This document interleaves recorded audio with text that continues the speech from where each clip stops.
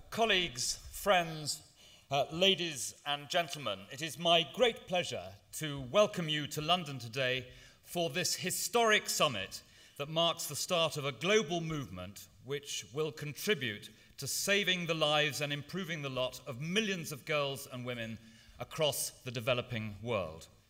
I am very proud that the British government is co-hosting this summit along with the Gates Foundation and in partnership with the UNFPA, national governments and other organisations from around the world.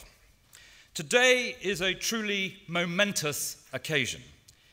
If all of us in this room come together to achieve our goal today, then by 2020, an additional 120 million women who want to access and to use modern methods of contraception will be able to do so.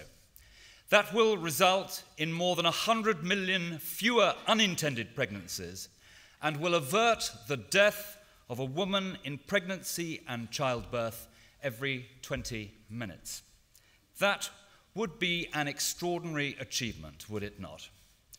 I'm greatly looking forward to hearing the commitments towards our goal that will be made by all the partners represented here today, and I am absolutely delighted that Prime Minister David Cameron will be joining us later to outline the British contribution to this important agenda.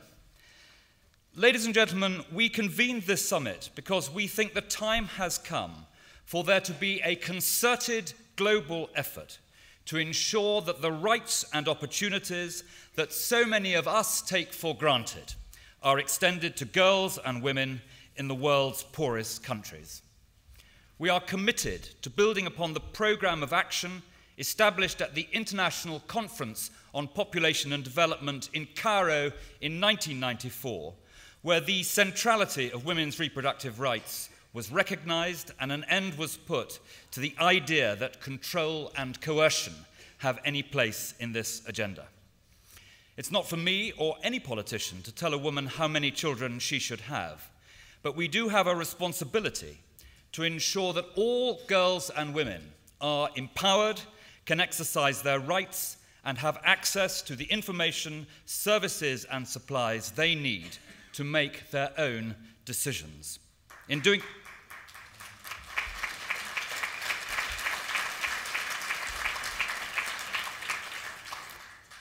so, we are listening to the voices of millions of girls and women who are saying they want to be able to decide for themselves the timing and the spacing of their children.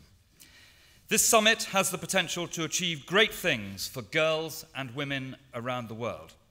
But of course, today is just the start of the work we need to undertake, and we will all need to work together in the months and years ahead to support developing country governments and their partners in delivering the commitments they are making to girls and women in their countries.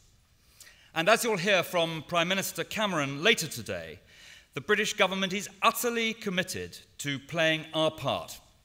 In fact, in a true demonstration of how committed Britain is to the importance of donor governments being held to account, I will need shortly to pop across the road myself to Parliament to be questioned by MPs in international development oral questions in the House of Commons.